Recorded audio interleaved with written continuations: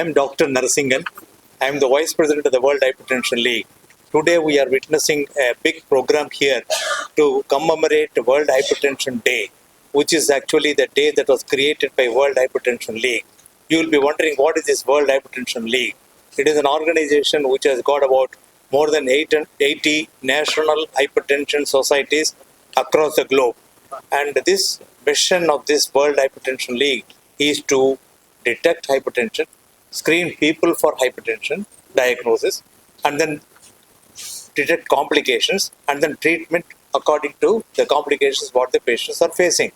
At the same time, they would like to concentrate on lower middle income people, middle income countries, and middle income countries. They would like to concentrate on that and identify who are the people who are suffering from high blood pressure, and then estimate the problem or burden on that particular society or the particular country. In fact, the World Health Organization had come out with the data that nearly 32% is the prevalence of hypertension in our country. 32%. 32% in males and 31% in females, and the overall it is 32% in males. In fact, in our country, the mortality is also higher. Mortality in the sense people who are dying due to uncontrolled high blood pressure. If there is an uncontrolled high blood pressure, what are the things that can happen? For example, a patient who has got uncontrolled hypertension, he is at risk of developing stroke, he is at risk of developing heart attack or heart failure or kidney failure. Or sometimes the blood vessels which are going to the limbs can also get occluded, and he will also end up in a complication like peripheral arterial disease. In addition, sometimes patient can seek advice mainly for the brain involvement in the form of encephalopathy or in the form of confusion or some sort of dementia, what we call as a forgetfulness. He is likely to forget many things. For example, a patient who has an uncontrolled high blood pressure, if he is an elderly person, you can always say, oh, he has become old. That is why probably he is forgetting many things. But in our practice, we have seen people who are in the middle age, when their blood pressure is not under control, we have seen them developing this sort of forgetfulness, what is called as dementia. In fact, I need to tell you, if we are seeing patients at that stage, when they have a problem of uncontrolled hypertension, our aim is to improve the brain function by controlling the blood pressure. If you control the blood pressure, it is possible to bring down the attacks of forgetfulness and the patient become normal. So in case the blood pressure is not controlled, it's going beyond the controllable levels, I think the patient has to undergo a procedure which is now developing procedure, and of course it is also approved by the FDA. In the sense, it is called renal denervation therapy. There are some few nerves which are actually very near the renal artery or the blood supply that is going to the kidneys. The people will go through the catheter and then reach the kidney, reach the blood vessels, and then try to, what we can say, by laser or by ultrasound, they will stop this sensation of nerves supplying to the kidney. Thereby, the blood pressure comes down. After a period of 1 month only, the blood pressure will settle down. And people have done studies, and they had also had a follow-up of those patients who had undergone this surgery for procedure, even a long-term follow-up of about 4.3 years or so, and they are all doing well with no elevation of blood pressure. I am just trying to talk to you about the blood pressure which becomes uncontrolled. Whatever drug that you are taking, 1 drug, 2 drugs, 3 drugs, 4 drugs. We have given sometimes, some patients may require 5, 6 drugs also. The blood pressure is not coming under control. What is the solution for it? The solution is now upcoming. It is also being done by in many centers in our country. Slowly, the procedure is getting picked up. But that is not important as far as the blood pressure detection is concerned. Our aim is to screen people for high blood pressure. The screening should be done properly. How to measure the blood pressure? For example, people are measuring it here. In this situation, in a school where we cannot have a lot of amenities, so you may not be in a position to make the patient comfortable. The patient has to be comfortable. The back should be supported. The arm should be supported. The mid-arm should be at the level of the heart, and the BP cuff, it should be the size that should be selected for obese fellows or a thin fellow. So you should be very, very specific in selecting the cuff size also. And the measurement of blood pressure can be done only with the modern instruments. Like, for example, there are instruments which are actually showing the readings by electronic reading. So that is called semi-automated or automated oscillometric BP apparatus, which is now available. All of us are actually trying to measure the blood pressure, only that. Not the good old machine where the doctors used to measure the blood pressure by raising it and then auscultating it. The mercury goes up. The mercury is the one that should be taken away because it is considered as an environmental problem. So people are not using mercury for measurement of blood pressure. Mercurial apparatus is now out of vogue. So I'm just trying to tell you there are a number of instruments which need to be updated, which need to be probably validated, and that should be approved by the government also sometimes if they are using it in the government hospital. In the private hospital also, the machine that is bought about 3 years back may not be the same machine that can be used for the patients who are now seeking advice. So that is about the measurement of blood pressure. So what is normal blood pressure? 120/80 is a normal blood pressure. If anything goes beyond 140/90 in our country, that is considered as high blood pressure. I will tell you, in America, 130/80 and above is considered as blood pressure which is elevated. You need to be very careful to implement lifestyle changes. Lifestyle changes. These are things which are required. If you don't adopt the lifestyle changes, or the patients are not receiving enough advice from the doctor, or is not doing the lifestyle measures to bring down the blood pressure, probably he will go in for the complications, including elevated blood pressure going to the stage 1 or stage 2 hypertension, high blood pressure.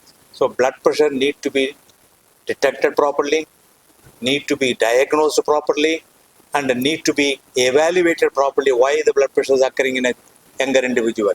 In fact, we did a study with the cooperation of another pharma industry. In fact, we had screened about 64,000 people. In that, about 52,820 people were actually came for regular follow-up.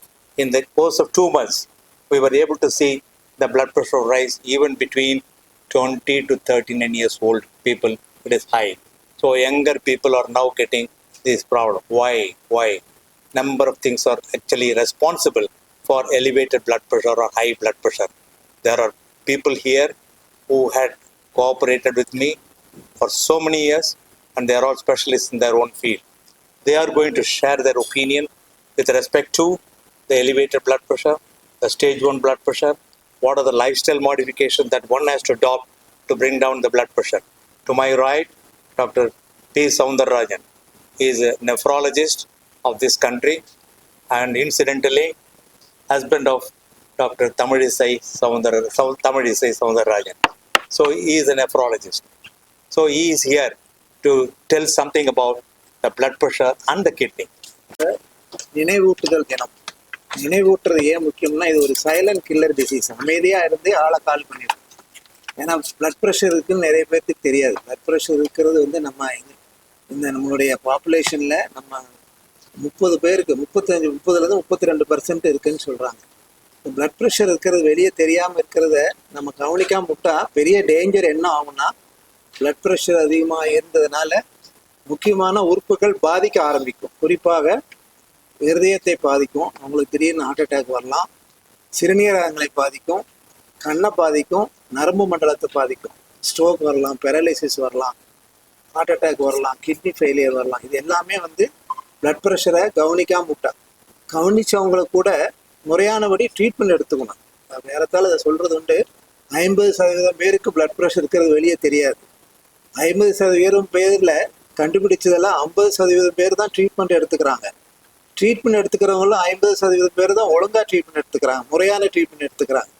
முறையான ட்ரீட்மெண்ட்னா ரெகுலராக நான் மருந்துகளை சரியான நேரத்தில் சரியான அளவில் சாப்பிட்றதோட, அதை தவிர நம்ம உணவு கட்டுப்பாடு, குறிப்பாக உப்பை குறைச்சிக்கிறது, ரெகுலராக எக்ஸசைஸ் பண்ணுறது, புகைப்பிடிக்காமல் இருப்பது, மது பழக்கம் இருந்தால் விட்டு ஒழிப்பது, தேவையில்லாத விஷயங்களுக்கு கோவப்படுவது, மனதை இறுக்கமாக வைத்துக்கொள்வது, ஸ்ட்ரெஸ் அவாய்ட் பண்ணுறது, மனதை இலகுவாக வைத்துக்கொள்ளாமல் எதுக்கு எடுத்தாலும் கோவப்படுவாங்க. சில ஆஃபீஸில் போனால் சில பாஸ் என்ன பண்ணுவாங்க, வர்றவங்கட்டெல்லாம் கத்திட்டு இருப்பாங்க இல்லையா, அவங்களுக்கு தான் சீக்கிரம் வரும். அந்த மாதிரி மனதை இலகுவாக வச்சுக்கிறதுக்கு நம்ம எல்லாரும் மனதை ஒருமுகப்படுத்த வேணும். அதுக்கு தான் இன்னைக்கு யோகா அப்படிங்கிறத நம்ம நாடு அந்த காலத்திலேயே அதை பயன்படுத்தியிருக்காங்க. யோகா கலை அது ஒரு உண்மையாக ரிலாக்ஸேஷன் ஆஃப் மைண்ட்.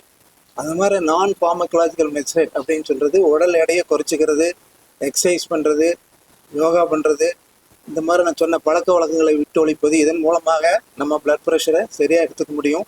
எல்லாருக்குமே நம்ம ஆரோக்கியமாக இருக்கணும் தான் நினைக்கிறோம். ஒவ்வொரு முறையும் பிபி பார்க்கறதுக்கு ஒரு டாக்டர் வீட்டில் போய் உட்காந்து 1/2 மணி நேரம் அப்பாயின்மெண்ட் வாங்கி உட்காந்து ஃபீஸ் கொடுத்து வர முடியாது. அதனால நம்ம எல்லாருமே வீட்லேயே வந்து ஒரு பிளட் ப்ரெஷர் அப்பராட்டஸ் வாங்கி வச்சுக்கணும். பிளட் ப்ரெஷர் அப்பர்ஸ் இப்போல்லாம் வந்து எலக்ட்ரானிக்ஸில் ஒரு 1000 ரூபாய் 1500 ரூபாயில் நல்ல ரெக்கார்டிங்க பிளட் ப்ரெஷர் நமக்கு நாமே பார்த்துக்கிற அளவுக்கு பிளட் ப்ரெஷர் அப்பராட்டஸ் நம்ம வீட்லேயே இருந்ததுன்னா தூங்கி எந்திரிச்சோன்னையும் காலையில் எடுக்கிற பிளட் ப்ரெஷர் தான் கரெக்டான பிளட் ப்ரெஷர். ஈவினிங் எடுக்கிறது வந்து அதிகமாக இருக்கும். ஸோ நம்ம மாத்திரைகளை நம்ம கரெக்டாக போடுறோமான்னு பார்த்துக்கிறதுக்கு தூங்கி எந்திரிச்சோன்னையும் நானே வந்து வீட்டில் ஒரு பிபி அப்பராட்டஸ் வச்சுருக்கேன். எனக்கு நானே பார்த்துக்குவேன். ஸோ பிளட் ப்ரெஷர் பார்க்குறதுக்கு நம்ம வீட்லேயே ஒரு அப்பராட்டஸ் வாங்கி வச்சுக்கிறது, டாக்டர்கிட்ட போகுங்கிற அவசியத்தை வரைக்கும் கொடுக்குற மருந்துகளை சரியாக எடுக்கணும். சரியாக எடுக்கலைன்னா அந்த உறுப்புகள் பாதிப்பு வரும்.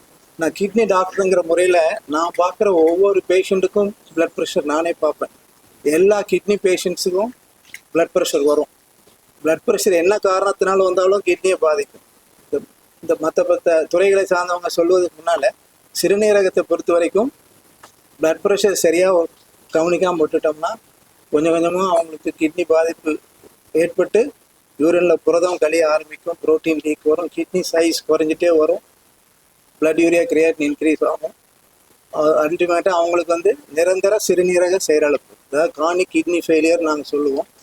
எனக்கு வர டயாலிசிஸ் பேஷண்ட்ஸில் ரொம்ப முக்கியமான பேஷண்ட்ஸ் எங்கேருந்து வருவாங்கன்னா சுகர் பேஷண்ட்ஸ் தான் நிறைய பேர் கிட்னி ஃபெயிலியர் வரும். அதுக்கு அடுத்தபடியாக வந்து ஹை பிளட் ப்ரெஷர்னால் வரவங்க தான் நிறைய பேர் கிட்னி பேஷண்ட்ஸ் வருவாங்க.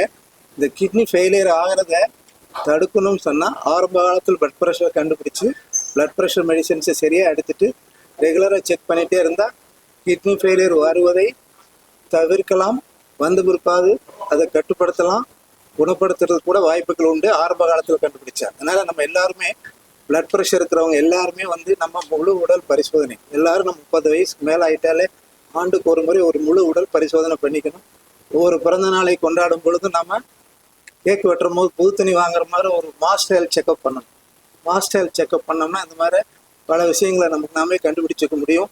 இதை தவிர்த்த நம்ம வந்து ஒவ்வொரு முறையும் டாக்டர் கொடுக்குற உணவு கட்டுப்பாடுகள், அறிவுரைகள் சொன்னதெல்லாம் நம்ம எதெல்லாம் செய்யக்கூடாதுன்னு சொன்னாரோ அதெல்லாம் செய்யாமல் இருந்து ரெகுலராக செக்அப் பண்ணி நம்ம உடம்பு ஆரோக்கியமாக வச்சுட்டா எல்லோருமே நம்ம ஆரோக்கியமாக இருக்கலாம். நம்ம ஆரோக்கியமாக இருந்தால் நம்ம குடும்பம் ஆரோக்கியமாக இருக்கும், நம்ம குடும்பங்கள் ஆரோக்கியமாக இருந்தால் நாடு ஆரோக்கியமாக இருக்கும். நம்ம வளர்ந்த நாடாக வளர்கிற நேரத்தில் நம்ம எல்லோரும் ஆரோக்கியமாக இருப்பதற்கு இந்த அறிவுரைகள் எல்லாம் உலக அளவில் பரப்புணுங்கிறது தான் டாக்டர் நரசிங்கன் போன்றவர்கள் இந்த உலக பிளட் ப்ரெஷர் லீக் மூலமாக அந்த ஒரு அசோசியேஷன்ஸ் இருக்குது. உலகத்துக்கு ஒரு அசோசியேஷன் இருக்குது, இந்தியாவுக்கு ஒரு அசோசியேஷன் இருக்குது. இதெல்லாம் வந்து இது போன்ற நிகழ்வுகளில் பொதுமக்களுக்கு விழிப்புணர்வை ஏற்படுத்தணுங்கிறதுக்காக தான் இன்னைக்கு இந்த நிகழ்ச்சியை ஏற்பாடு செய்திருக்கிறோம். இந்த